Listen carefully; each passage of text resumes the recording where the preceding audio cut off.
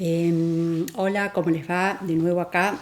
Vamos a ver hoy, vamos a abordar en este video ahora, ya que en el anterior vimos la escuela angloamericana, ahora vamos a ver la escuela francesa. Lo que vamos a ver es un poco el surgimiento, cómo se arma toda esta perspectiva de el posfeminismo, el feminismo de la diferencia. Y que va a estar anclado en un principio, en su origen, vinculado fuertemente con la escuela francesa, ¿no? Entonces, en principio, para ubicarnos, el feminismo francés, bueno, tiene como una de sus figuras fundamentales a Simone de Beauvoir, pero ella trabaja la perspectiva solamente para mencionarla, ¿no? Porque publicó El segundo sexo, un texto central dentro del debate feminista. Ella tiene una tendencia, viene del socialismo, tiene una tendencia hacia un feminismo igualitario, y muy anclado en el existencialismo. Pero como movimiento, el feminismo en Francia se articula muy fuertemente con el Mayo francés, con el Mayo del 68. Aquí aparece también una primera instancia de una fuerte militancia, pero también con un carácter intelectual. Ya sabemos lo que es el Mayo francés, y el feminismo francés que va a comenzar a surgir siempre va a tener un perfil muy intelectual, va a ir sumando incluso diferentes influencias, en principio muy vinculado a la filosofía, a lo que fueron los maestros de la sospecha, Marx, Freud, Nietzsche. Y va a recuperar también, como ya lo dijimos en otras oportunidades, todos los giros que dan el post, sobre todo la discusión sobre la posmodernidad, el postestructuralismo, el giro lingüístico. Van a recuperar el psicoanálisis desde Lacan. En fin, van a interrelacionar, lo que le va a dar un fuerte peso de cierta complejidad en las elucubraciones teóricas, ¿no? Esto hizo que para buena parte del feminismo de otros países fuera un tanto críptico la escritura del feminismo francés, ¿no? Pero bueno, luego fueron reconociendo sí los aportes y la necesidad de recuperar estos aportes. Bueno, entonces, la primera cuestión, dijimos ya, y lo vamos a reiterar, es cómo este feminismo se construye en torno a una categoría que va a ser central, que es la différance. Pero a su vez son varias las categorías respecto a la diferencia. En principio hay una diferencia que tiene que ver con la diferencia, con el binarismo que sostiene todo feminismo que trata de socavar, digamos, todo feminismo, la diferencia sexogenérica, ¿no? Entre varón-mujer, entre lo femenino, lo masculino. Esa sería la primera diferencia, que es binaria, digamos, articula una serie de opuestos. Otro modo en que se trabaja la diferencia también tiene que ver mucho con los movimientos, los diferentes movimientos más particulares dentro del feminismo, el feminismo negro, el feminismo latinoamericano, el feminismo indígena, de las mujeres indígenas, ¿no? Que van a insistir mucho en las diferencias de clases, las diferencias etnorraciales, diferencias religiosas, diferencias que tienen que ver con si viven en una cultura rural o en una cultura urbana, bueno, entre otros dispositivos, mecanismos de diferencias. Y finalmente, bueno, arribamos a el centro de este posfeminismo, que es el concepto de différance de Jacques Derrida. Entonces,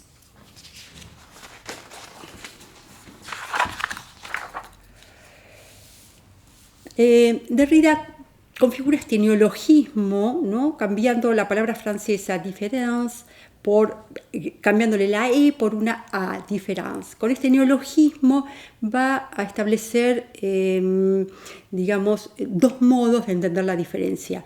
La primera, la palabra original con E, tiene que ver con establecer diferencias de tipo binario.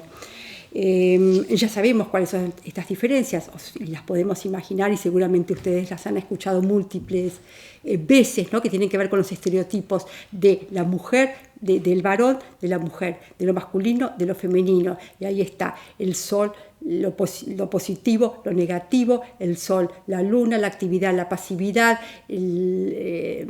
la cabeza, la mente, el logos, la inteligencia, el cuerpo, la sensibilidad, ¿no? Esta suerte de constante división, este establecimiento de dicotomías, pero que a su vez son jerárquicas, ¿no? No son dicotomías que igualan, no es una diferencia que iguala, sino es una diferencia que subalterniza. Entonces, frente a ese tipo de diferencia, la différence derridiana procura, instala otro tipo de mecanismo que no tiene que ver con cristalizar en esta serie de oposiciones, sino que arma, digamos, una maquinaria que a la vez que establece, que genera esta maquinaria diferencias, también lo hace a través de un diferimiento. Es decir, va construyendo diferencias, pero en una suerte de cadena interminable que va posponiendo la cristalización en un significado fundamental, que nunca termina de arribar a un significado trascendental, a un significado teleológico, a una totalidad que pueda dar cuenta de una significación, de un objeto, de una identidad, de un sexo, de un género. Es esta maquinaria del diferimiento, del posponer, ¿no? Del nunca llegar a un objeto que sea una totalidad acabada, que sea conclusa, que pueda cerrar un significado. A mí me hace acordarme un poco eso tiene que ver al concepto sobre la lengua poética que tenía Lezama Lima, ¿no? Me parece que es muy gráfico. Él hablaba de una flecha, había toda una zona platónica, un tanto platónica en Lezama Lima, y él hablaba de una flecha que, como el lenguaje poético es una flecha lanzada hacia ese mundo de las ideas, hacia ese eidos, esa palabra, ¿no? Que estaba en el origen, pero que esta flecha nunca llegaba, trabajaba por aproximación, nunca terminaba de llegar a ese objeto. Lo cual siempre el lenguaje poético va a tener a la vez esta especie de ambigüedad y a la vez esta polisemia que es su riqueza, ¿no? Esto también se vincula con el postestructuralismo. Hay quienes señalan que hay un interés específico del postestructuralismo por hacer un giro, un viraje desde la filosofía en tanto una disciplina que busca, ¿no? Explicaciones medianamente certeras, es una búsqueda de la verdad, es una reflexión metafísica. En cambio, la poesía abre otro tipo de espacio significativo que tiene que ver con esta polisemia. Por eso muchos hablan de cómo el postestructuralismo se interesa por poner en el centro de sus indagaciones al lenguaje poético, por esta capacidad de escapar, ¿no? A ese eidos original, trascendente, y en cambio abrir los términos, los conceptos, las identidades, las certezas a otras dimensiones, a otras ambigüedades, a otras cadenas significativas. Bueno, me parece que con Lezama me fui un poquito de lo que quería. Bueno, entonces, también es muy importante el interés que tiene este postfeminismo por el giro que hace Lacan respecto a dentro del psicoanálisis. que es otro modo de dar cuenta de estos procesos del lenguaje, ¿no? Y aquí tendríamos que, bueno, es imposible, como ustedes saben, como ustedes seguramente saben, poder resumir las líneas fundamentales de Lacan, ¿no? Pero sí, por lo menos señalar cómo él distingue entre lo imaginario y lo simbólico, cómo lo imaginario, a ver, porque tengo muchas, como en lo imaginario está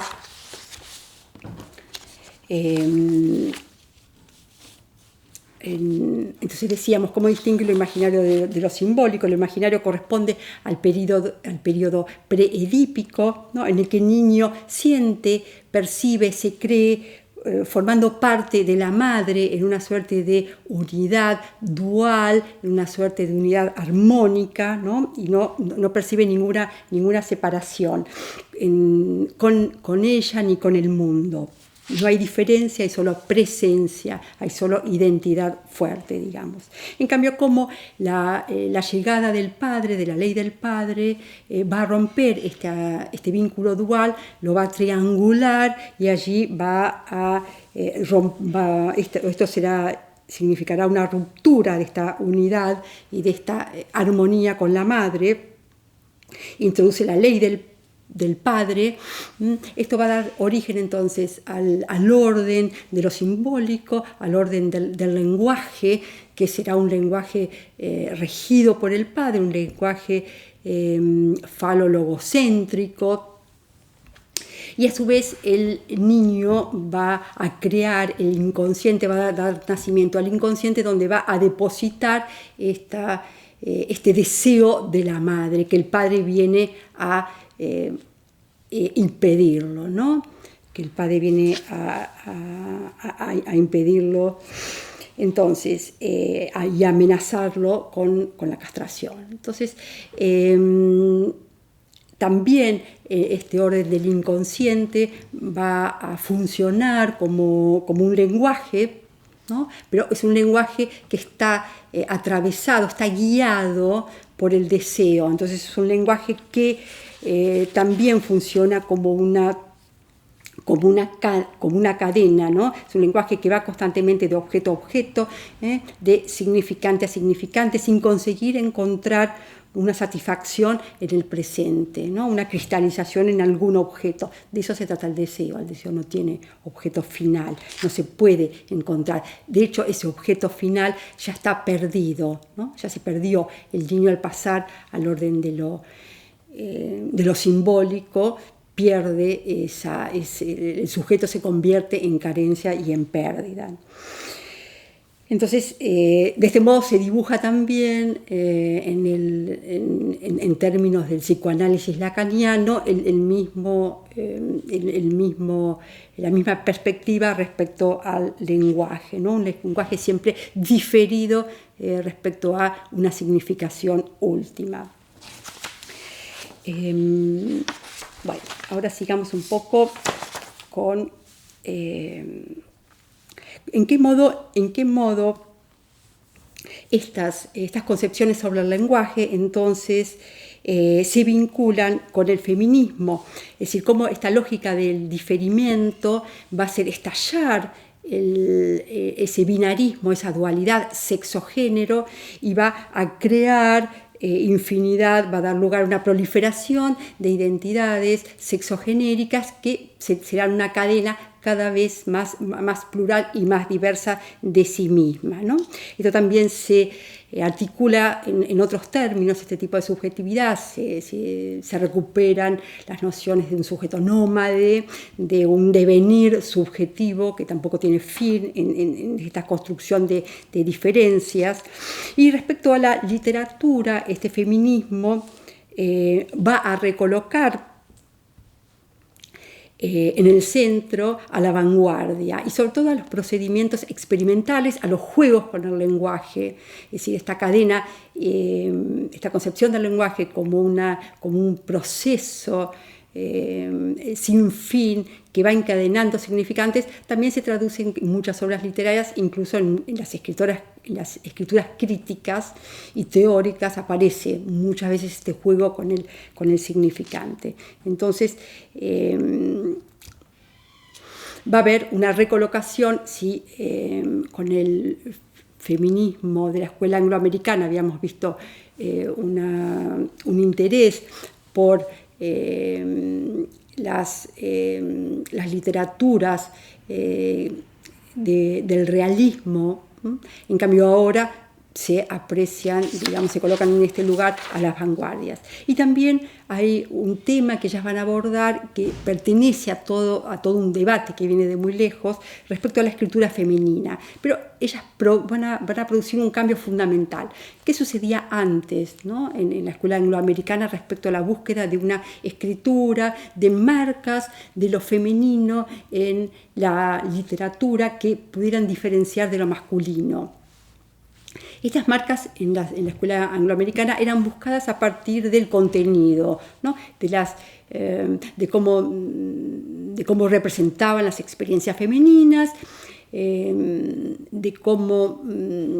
incluso de cómo a veces utilizaban determinadas procedimientos como la ironía, como un modo de interpelar al discurso del patriarcado. Entonces analizaban en Jane Austen la ironía, por ejemplo. Pero bueno, ahora no.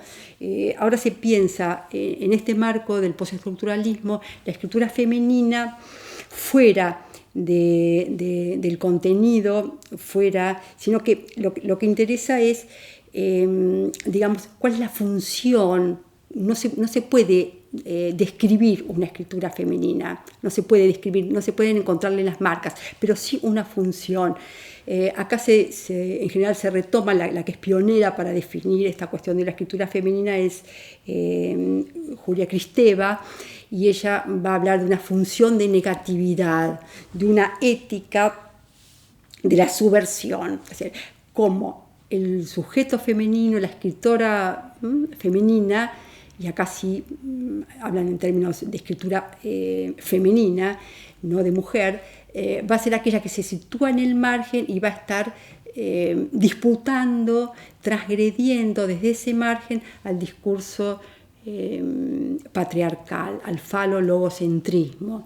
Y esto lo va a hacer a partir de recuperar en gran medida, interceptar, robar, secuestrar, transgredir, desviar a que el universo de lenguajes, ¿no? El universo simbólico, no es que va a proponer no es que el discurso femenino y la escritura femenina va a recuperar aquello que visiblemente representa a la mujer, no, de ningún modo, no pasa por ahí la función de negatividad, ¿no? Es una función absolutamente estratégica.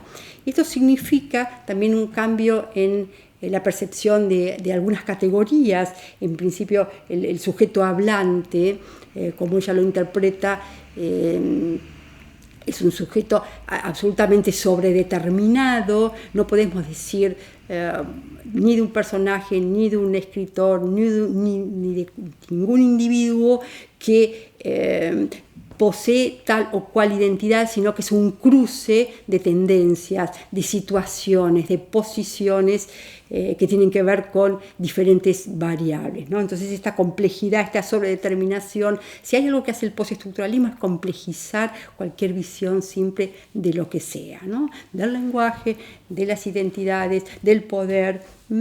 Entonces, también hacen cierta limpieza respecto a otra discusión que tenía que ver con el lenguaje. ¿En qué medida el lenguaje tiene per se en sí mismo marcas sexistas? Lo que va a decir Kristeva es que el lenguaje en sí no viene con que sí hay usos sexistas del lenguaje, pero que no tienen marcas determinadas, definidas, sino que las mujeres pueden reutilizar el lenguaje común para decir lo que ellas precisan decir, para hacer sus demandas y para interpelar a los usos masculinos del lenguaje. Entonces el lenguaje sería, el lenguaje, la literatura, el texto sería el lugar, la arena, el escenario en que se enfrentan diversas políticas de la letra. Dijimos que también que se cambian algunos modos, también no solamente del sujeto hablante, de la lengua, sino también respecto al poder, como el poder deja de entenderse como un juego donde el poder es ejercido exclusivamente por los sectores hegemónicos y los grupos subalternos están sometidos indefectiblemente a este poder hegemónico. En general el poder se van a analizar las microfísicas de poder, el poder capilar, el poder diseminado, que permite que también los sectores subalternos, los sectores marginados, puedan hacer uso de este poder. También ¿no? esta imagen de que sin salir del lenguaje que tenemos, sin salir del universo simbólico que tenemos, porque en realidad no hay una alteridad por fuera de esto, sino lo que hay son peleas en el interior, entre diferentes líneas, entre diferentes sectores, entre diferentes usos, entre diferentes performatividades pragmáticas. Entonces, bueno, en ese sentido a mí siempre me gusta señalar un libro extraordinario, que es el de Néstor García Canclini, Culturas híbridas, porque él fue pionero en recuperar estas percepciones respecto al uso del poder, al analizar de qué modo sectores marginales se reapropiaban de la alta cultura para justamente ingresar al mercado de valores, al mercado cultural, ¿no? Entonces volvían a vender aquello que las altas culturas habían generado, se lo reapropiaban. Bueno, esto fue también un debate cuando se habló tanto del kitsch, ¿no? Y bueno, también se cambia en ese sentido la concepción sobre la ideología. La ideología no es ya más una ideología totalitaria que no tiene huecos, sino que se empiezan a ver estas fisuras internas y que son en estos huecos, en estas fisuras, en estas lagunas y en estas contradicciones donde los sectores marginales van a armar su propia historia. Yo les voy a dejar un capítulo de Nelly Richard y no lo voy a trabajar ahora ni lo voy a explicar porque un poco este recorrido que he ido haciendo va armando como la base desde la cual ustedes lo pueden leer a partir de estas categorías y de estos debates que fuimos haciendo. Bueno, gracias y nos vemos en el próximo video. Hasta luego.